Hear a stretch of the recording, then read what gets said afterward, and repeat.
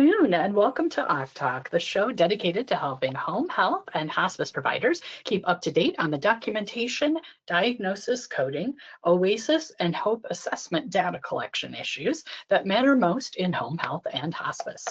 AHCC Talk aims to bring you closer to reliable experts in home health and hospice and to share the latest news and information from the industry and from the Association of Home Care Coding and Compliance. I'm Jan Milliman, Director for AHCC, and I'm happy to be hosting today's program. And today we're going to be talking about survey readiness. And now I'd like to introduce our industry guest for this episode. We have AHCC Advisory Board member J'non Griffin with us today. Thanks so much for joining us, J'non. Thanks, Jan, for inviting. We're so happy to have you. So before we get the discussion started, listeners, if you have any questions for J'non today, please go ahead and ask them in the chat pane, and we'll try to get to as many of those questions as we can. And J'non, I know you've got a lot you want to cover today, so I'm going to turn things over to you. Just say the word when you want me to advance to the next slide. Let's get started, Jan. All right.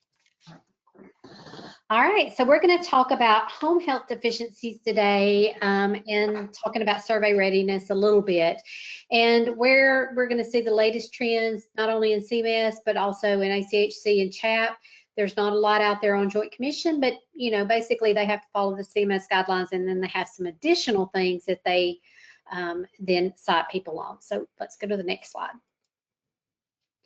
So just kind of remind everybody, I'm sure everybody's very familiar with surveys and the scariness that can bring to some people. But when surveyors come in, they're looking at first your standard level COPs. And so you may have a standard level deficiency. It doesn't trigger, it just triggers a plan of correction, not necessarily anything bad, but you do have to do a plan of correction. They usually accept this or reject it without having to come back on site. But if you get into where you have a lot of deficiencies or you have certain tags that align with each other, you may end up with a conditional level or condition level deficiency. And this means that you're out of compliance with a lot of the standards, or you have failure of a heavily weighted standard. And that will trigger a resurvey, usually within 45 days. And then if you go to immediate jeopardy, that means you have a direct threat to patient health or safety.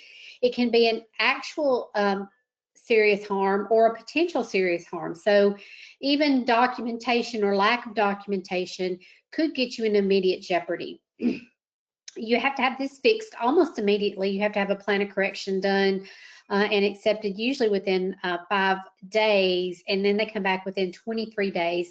Also, remember that with immediate jeopardy, you can have financial consequences up to $21,800 a day in civil monetary penalties.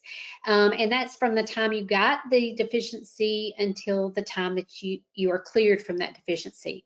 So let's go to the next slide. So we can see that if you have just one immediate jeopardy, one deficient COP, then that's all it takes is to fail that survey.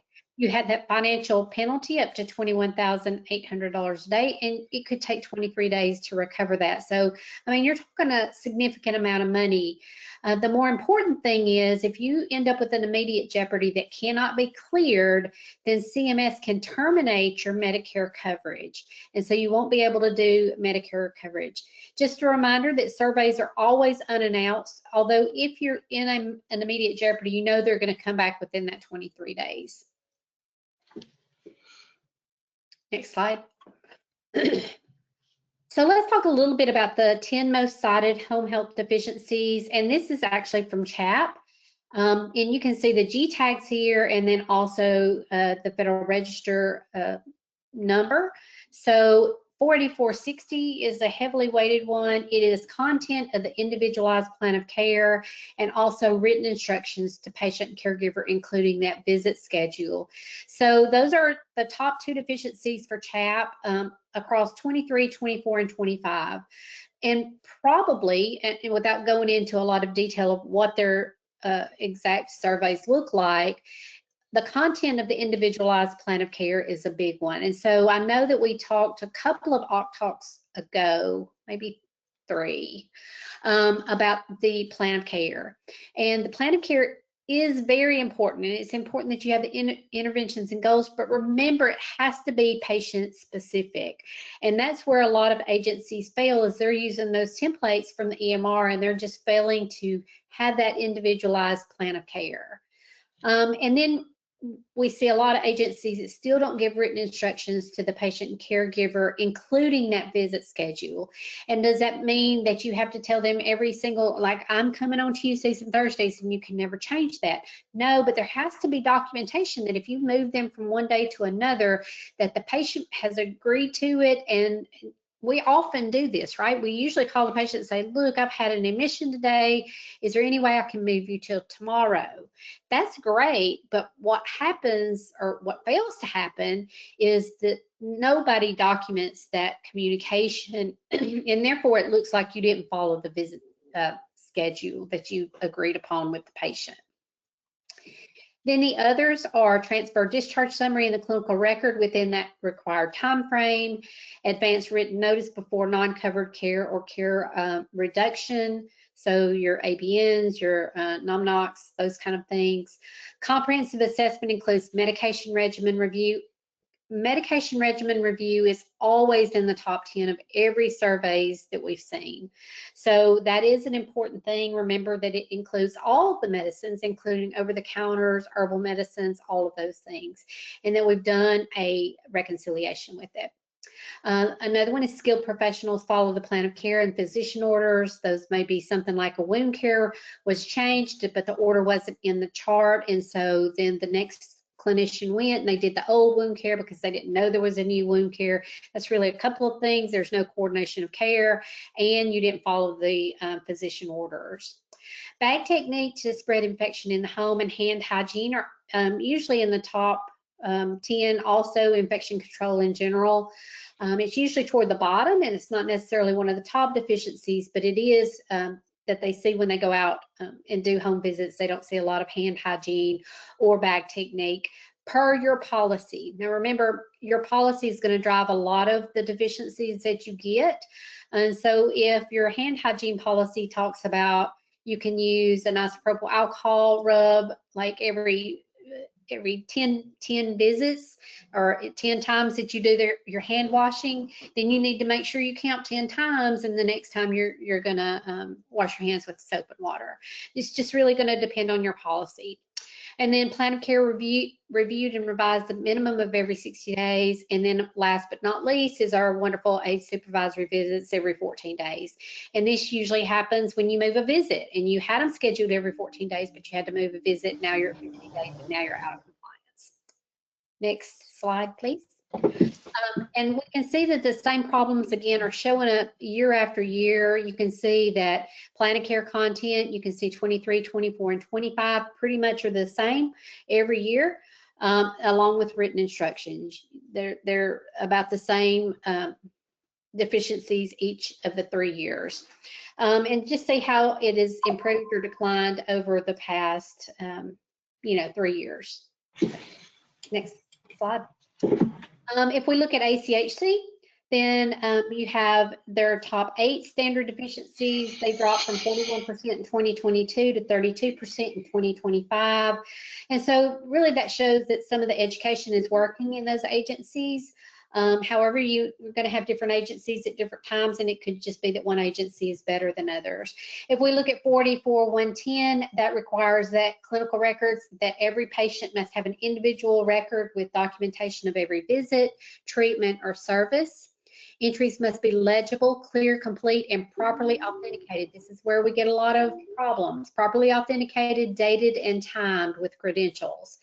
And so a lot of times we have in the EMR, we've added a new employee and they're Jane Doe and they're a nurse, but whoever in HR put that patient into the EMR or maybe your IT department did not put that RN behind their name. And so they're assigning it as Jane Doe when they signed in on the EMR, but it's not showing their proper credentials. We can also see this with orders that are not dated and timed. Surveyors also find missing referral history, hospital stays, and the reason for the referral, entries missing both the date, time, or both, and incomplete documentation of treatment and services rendered. This may be something like wound care followed per plan of care. Next slide. So if we see the 6 themes that usually show up along both CMS and your AOs, this is including CHAP, ACHC, and Joint Commission. We can see care planning, which we've already talked about, 4460, not having those individualized plan of cares, and missing those measurable goals tied to the comprehensive assessment. Patient communication, visit schedules, written instructions, care change notices not delivered or documented. Documentation reliability, late, missing, or unauthenticated entries. You can also see this if you have somebody that's late turning in their paperwork. And even if you're on an EMR, an electronic record, if your policy says you have to turn in your notes every 48 hours, then those clinicians that are 6 days late and turning in the documentation, you can get cited for them having the late or missing entries. Medication management, again, your med regimen review should include over-the-counter, supplementals, topicals, sublinguals, all of those need to be included. Also, any discrepancies or anything in your reconciliation that may show a flag, like maybe they're on 3 anticoagulants and we didn't notify the doctor, and we think, well, they've been on that for 10 years, so the doctor already knows, you know, CYA is what I'm saying. Infection control, like I talked about before, your hand hygiene, your bag technique. It's usually not that you don't know how to do that, you just forget. And then the supervision that we talked about. So next slide. So if we look at the individualized plan of care, the 4460 and the G574 as our tag, what the surveyor sees is things like the plan of care goals are vague, like you're going to improve the mobility or you're going to increase their strength, but there's no measurable how you're going to increase their strength. And from, you know, they were a 2 out of 5 and now they're going to be a 4 out of 5 at discharge, those kind of things. No measurable starting status or target outcome. Interventions don't link to the comprehensive assessment findings. So you may have interventions for CHAP in there because you accidentally clicked that, the patient doesn't have CHAP. Discipline, supplies, or visit frequencies missing from orders, and the care plan is not reviewed every 60 days as required. So what's going to keep you compliant? Things like SMART goals with specific starting status, target, and due date. Again, we talked about this a couple of 2-3 talks ago when we were talking about the plan of care tool. Tie every intervention back to an assessment finding. Include all order disciplines, services, supplies, and frequency. And what nobody wants to hear is to build a patient narrative section. So that talks about the patient's history. How are they living? Are they living alone? Do they live with someone else? Does someone else only come on Monday, Wednesdays, and Fridays? How does that impact their diagnosis? Painting that full picture of that patient. Now, EMRs have tried to help us out. They really have, and tried to get it to where we can just complete boxes, but that's really hurting us in a lot of ways. It's hurting us on surveys, but it's also hurting us when we have ADRs and we have to fight those denials. You need to be sure to have somebody to do audits on your starter cares, your research, your SCICs, all of that. They need to be sure that those things are all covered. And you know, that your QA is addressing it, and that your plan of cares kind of meet or match what you're trying to say as far as your interventions and goals. All right, next slide. Documentation timeliness, we kind of already talked about this. You can check with your state or check with your attorney. Some people try to hold pay unless the documentation is complete. Maybe they're on a per visit type of situation. But lately there have been court cases where that's not allowed to be. So you really need to be careful if you're trying to hold the pay because their paperwork's not turned in. You may institute a daily follow-up call from a designated documentation coordinator or your clinical manager, could be your QA staff. EMR alerts for any missing meds, allergies, or interventions. Sometimes you have to do workarounds in EMRs if they're not really helping with those type of flags. You may have to, focus in on those type of things. I have seen some agencies do on-time bonuses, so an extra amount if they turn in their paperwork timely, and they have, in the same way, if they have corrections and they have to submit them, that they turn them around in a timely manner, because that's also an issue. If you give it back to a clinician and say, here, fix so and so and so and so, or maybe you've coded it and now it has to go back to the clinician for approval from the OASIS, if they hold it for 7 days, that's the timeliness of your documentation that you also need to worry about. Some agencies have gone to either our first hour or last hour of documentation for those full-time staff in the office, to where they are not going home. Now, you have to also balance out, employee satisfaction and the flexibility of your clinicians in the field. So you just kind of have to weigh that out with how big of a problem that you have. As far as documentation, that needs to be a requirement and a discussion that you have from the very beginning when you're hiring people.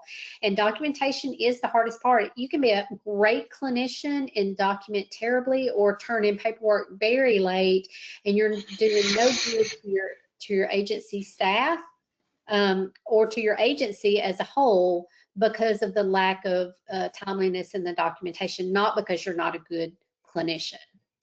If we look at medication regimen review, 4455, that your comprehensive assessment must include a med regimen review. That's the only time that it's required in the COPs, but we also know that we should do an ongoing, anytime we have a medication that's added or changed, to do that reconciliation to make sure nothing is happening. We need to look at the full name as written on the bottle, the dosage, the route, and the frequency. Make sure your PRNs have a quantifier and a qualifier. How often are they supposed to be given, and what are they given for? Start and end date, if it's applicable. It's going to be things like your antibiotics. I've seen some charts where I'm into the 3rd episode and we still have them on an antibiotic that they came home from the hospital with the UTI, and they're probably not still on that antibiotic, but I don't know, I wasn't in the home. So that's going to always be a red flag if I QA is like, hey, is this patient still on this antibiotic? Remember again to do eye drops, over the counters, any kind of herbal supplements, injections. I see oxygen left off all the time. I see things like insulin left off all the time because it's not a PO medicine. And topicals, even if it's something over-the-counter topical. Maybe they're using some Bengay on their elbows, things like that. Reconcile every visit and report those discrepancies to the MD and document those. Next slide. Infection control, home health aide supervision. We know need to be doing some annual competency checks and bag techniques. We need to do that higher, at least annually. I would do some surprise hand hygiene observations whenever the staff are in the office. Flag staff who need multiple tries to pass, you're going to re-observe them next round. And I've got some things that I've done with the hand hygiene before, and some tests, and it's kind of fun in an agency, and they can see, oh, I'm really not cleaning my hands as well as I thought I was. Standard precautions training documented and current for every clinician, and that their PPE is accessible in field bags, and you have a replacement protocol, and you're auditing that they have replaced them as necessary. For aide supervision, just make sure your supervisory visits are completed and documented within the 14-day window. This is more for schedulers probably, unless you are having staff that are self-scheduling. They need to understand the importance of not moving that visit if it's a supervisory. If you're seeing that patient every week, do a supervisory every week so it'll be done, so you won't miss the 14 days. It doesn't have to be exactly on 14 days, and it can be sooner than 14 days. It just can't be later than 14 days. Aide care plan is written with task-specific instructions. You should have no PRNs on there. The home health aide is not supposed to be able to discern when or when they are not to have something done. If a patient is not feeling well, let's say that the aide supervisory care plan, the aide care plan has that the patient is a shower bath, and the aide goes in there and they don't feel well that day, and they just want a sponge bath. The aide can't make that determination. You can't put PRN on there. They need to call the office, and you need to update the care plan, even if it's just for that one visit, and then you go back to the shower the next visit. That seems like a lot of work, but otherwise you're going to get a deficiency if that patient gets audited. The aide notes correspond to assigned task on the aide care plan. Some EMRs are really good about this and won't let them document anything outside of their care plan, and some are not as good. So you just need to look at that. The first aide note for every new patient is actually looked at by the RN to make sure that things look like they should as far as the care plan goes. And then the refusals of care are documented, and the office is notified if they refuse for some reason. Maybe they don't feel well, they don't want anybody today, or it could be that the patient failed and they really are hurt. It probably needs to escalate to the nurse. Next slide. All right, so root causes behind the year-over-year deficiency stability are things like your EMR templates. They don't really enforce those plan of care elements, and so usually clinicians just fill in the blanks, and they don't really want to chart anymore, so they don't chart anymore, and so that's where a lot of deficiencies come in. Onboarding, we usually are really good about teaching clinicians when they're new how to use an EMR, but we don't teach them the regulations behind the form, and it's very overwhelming for new people that have never been in health. All the regulations we have, if you just think about the COPs, is enough, but then we teach them about PDGM and we teach them about OASIS. It is very overwhelming to new clinicians, but they do need to understand the regulations and why you're asking them to fill things out like you are. Audits, and while they're necessary, they're usually reactive and not proactive, and they're not built into the workflow. So charts are usually reviewed retroactively, and there's nothing you can really do about it retroactively. Also, QA in every 100% of your notes is not sustainable and feasible either. Now, if you have an action plan that you're having to do a plan of correction or something, let's say on wounds from the surveyor, then you may have to do 100% notes on those wound patients for a certain amount of time. But to try to do it 100% of the time is not sustainable and it's not feasible. Field practice is rarely observed. So we may go out once a year with the clinicians, PTs, but that's all we're really seeing them. We're not seeing them any other time. We're not doing surprise visits. We need to be doing that. And I know we're all busy. We're busy in the office, and clinicians are busy, but it would be good to have a surprise visit to see how they're interacting with the patients, along with how they're doing their infection control, their teaching, and then their documentation. So review the documentation after you've gone and done a home visit to see if the documentation aligns with how the home visit went. And then communication chains break at handoff. So when the MD writes an order or we do transfer summaries, it should paint a good picture. Now, we can only control us. We can't control how the MD communicates with us or how the hospital communicates with us. But we certainly, as we're doing transfer summaries or discharge summaries, need to make it more than here's the vital signs and we're going to continue seeing this patient for 60 days. It needs to you need to have it be meaningful. Just like you would want that information to come to you, it needs to go to the next provider that's going to be seeing that patient. Next slide. An effective mock survey actually looks like you pull that documentation, you review the chart, you do some home visits, and then you do an actual exit and a plan of correction. So if you're doing it internally, you may want to do mini mock audits like once a quarter, but you for sure want to do an annual mock audit. And so you want to look at those standard level deficiencies first build a tool around that, and then you can learn to escalate that if they have a condition level. You can find your weaknesses before the surveyor finds weaknesses, and at that point, you can put it into a performance improvement plan. So when the surveyor might come 3 months from now, they'll see, oh, they've already identified this internally and they're working on it. Doesn't mean you won't get a deficiency. It just does, they do give you a little bit of leniency, unless, of course, it is a repeat survey deficiency. So they also look at the last survey from 3 years ago may have had these deficiencies, and they're going to look and see if you went back to your old ways. If you're doing a mock survey, when you do that exit conference, you can pull up the CMS 2567, that is the deficiency form that the surveyors give, and do an actual 2567 to give to the agency for that plan of correction. Make them do the timeliness, that they have to turn it in with a certain number of days. All of that needs to be done after you do your mock survey, just like you were a surveyor coming in to look at the agency. Next slide.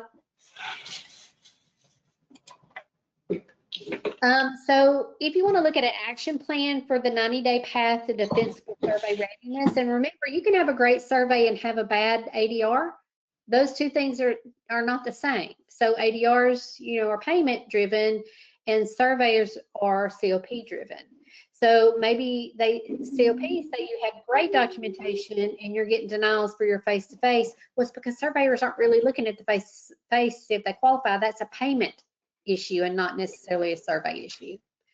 So days 1 through 30, you're going to pull your last 2567 and any complaints that you may have, because surveyors can come in on complaints too, and do a 20-chart audit against those tags that you got a deficiency on.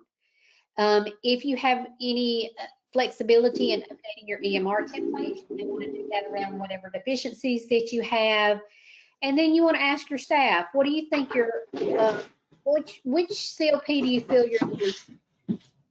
You want to make sure you have a survey binder if you haven't already got one, has your 855A in it, any OASIS validation reports, and any governing body minutes in there. Remember, your governing body has to approve your QAPI program. They have to approve any policy changes, anything like that.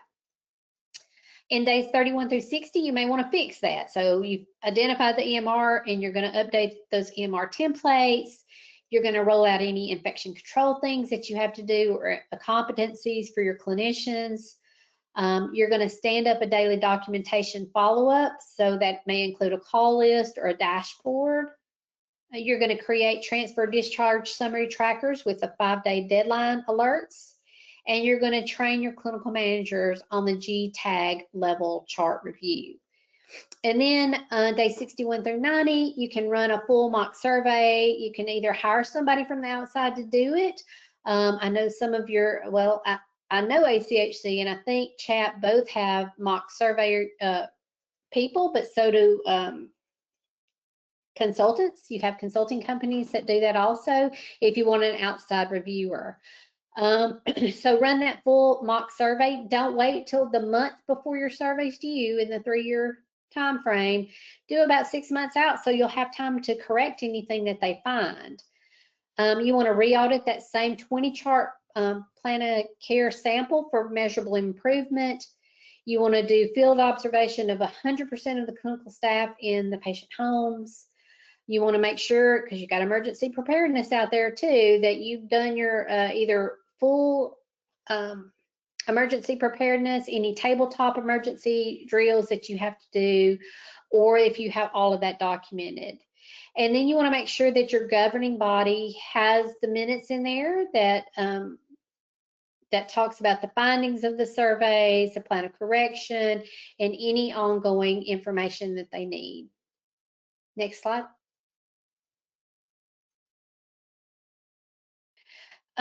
Just remember that all this is evolving, and as regulations change for home health, which they do all the time, then you have to keep that in mind when you're doing your surveys and your education and all that. If you just look at this list, you can see how often things have changed just in a couple of years as far as regulatory. Next slide. And things, 5 things to walk out with, the same standard top deficiencies are every year, the plan of care content and then the patient communication. Those are your 2, I would say, biggest bang for your buck to concentrate on. And then documentation reliability, including your authentication, dating and timing of those non-negotiable basics. Usually it is either workflow problems or policy problems and not necessarily the care that we're giving to the patients. And that's unfortunate that we have deficiencies based off of that, but that's kind of the way we're measured. And so, you know, we have to just put our measures around it to ensure that we try to stay as compliant as possible. That would include your mock surveys. They have to include home visits. You can't just do chart reviews because you've got to see if they're performing the care that is ordered, that they're documenting the care that is ordered, and that they're performing appropriate infection control. You want to build that 90-day cycle if you diagnose, fix, and prove, like we had in the previous slide, and then re-audit those same charts if their patients are still on service to demonstrate measurable improvement. Next slide. And there's just some sources that I pulled this from, some questions, and then I'm going to turn it over to you, Jan. Fantastic. Thanks so much, J'non. You're welcome. Oh, sorry. We did have a couple of questions come in, so I'm just going to run those by you. Here's the first one. For medications, do we need to add medications given in the clinic or infusion center? Our understanding is only for those that are in the home. You need to have medications for anything that the patient is taking. So if they're taking 5-FU for chemo, we're not giving that, but we need to put it because they may have an interaction with any of the other medicines that we have that the patient's taking. It's our job to be that person. Okay, thanks, J'non. And then do we need to add ointments or cleansing solutions used on wounds to the med profile if the ointment cleansing solution is already on the care plan? If it has medication in it, you do. Okay, so it's all medications. Yep. Basically, yep. Yeah, no exceptions. Okay, great. Thank you. Those were that seems to be the area that had the biggest you know, number of questions from folks. So thank you. Now, some people put saline and all that on the medication. I would say look at your policy. If your policy says it should go in the med profile, then yes. Normal saline, you know, things like that, I wouldn't put on there, only if they have medications included in the wound care itself. Okay. Yeah, that makes sense. Great. All right. Well, now it's time for our scenario spotlight for this episode. And in April, our scenario looked at what to do when you realize the recertification assessment was completed outside of the allowed recertification window. And the answers to that scenario, possible answers were complete a new recertification OASIS as soon as possible, even if it's late, or leave the assessment as is since it was submitted, or edit the assessment date to fall within days 56 to 60 and resubmit, or discharge and readmit the patient to establish a new certification period. And the answer is complete a new recertification OASIS as soon as possible, even if it is late. And in your handouts, you'll find some rationales around why that was the correct answer. We have a citation from the CMS OASIS Q&As, and there's a link in your handouts. And then there's also an answer from the OASIS E2 guidance manual, and we have that linked in the handouts too. And if you are listening to this as a recording or as a podcast, you can always find the handouts for these calls on the AHC website under resources free webinars. And we have a new scenario for you to consider for next month. And this month's scenario is a start of care clinician completes medication reconciliation using the hospital discharge summary and confirms prescription bottles in the home. During survey, the patient reports taking several supplements and PRN OTC medications not listed in the chart. Which statement is most accurate? A, prescription medications are the only items required for reconciliation. B, all items the patient takes should be reviewed and documented. C, supplements are only listed when ordered by a physician. Or D, OTC medications are optional unless side effects occur. So please consider your answer for that scenario, and we will give you the correct answer on our next call. And now it's time for our product spotlight. This month's episode of AHCC Talk is brought to you by the Home Care Leadership Summit happening May 19th through 21st in Orlando, Florida. Don't miss this opportunity to register for the Home Care Leadership Summit. You'll receive real-life strategies for dealing with the challenges of running and operating a Medicare home health or hospice agency today. To learn more or reserve your spot at the Home Care Leadership Summit, visit the link in your handouts, and that's decisionhealth.com/HCLS 2026. And again, if you're listening to a podcast version of this call, you'll find the handouts, including the link on the AHCC website under resources, free webinars. And now it's time for What's New with AHCC, where we share updates from the Association of Home Care Coding and Compliance. If you are an AHCC member, we have a members educational call coming up on June 24th, when we'll be talking about diagnosis coding and the Hospice Hope tool. Watch your email for a link to register. On this call, we will be going over some hospice coding basics, discussing how the Hope tool and coding intersect, and taking a look at lessons learned from the home health transition to the OASIS instrument, and taking a closer look at what hospice professionals might want to keep in mind as a result of what we learned on the home health side. All this will be brought to you by members of the AHCC Education Committee. We hope you enjoyed this episode of AHCC Talk. Thanks again, J'non, for all the great information. Thanks to all of you for tuning in. We hope you'll join us again for our June call on the 15th, when Lisa Selman-Holman will join us to look back at the first 8 months of the Hospice Hope tool. And in the meantime, if you'd like to re-listen to this episode or a previous one on the go, you can find AHCC Talk on your favorite podcast app. Or you can also listen to the recording and access the handouts on the AHCC website at ahc.decisionhealth.com. And if you have any suggestions for future guests, topics, or ideas about the format of the show, please send me an email at jan.milliman@decisionhealth.com. Thanks again for listening. We'll see you next month. Take care.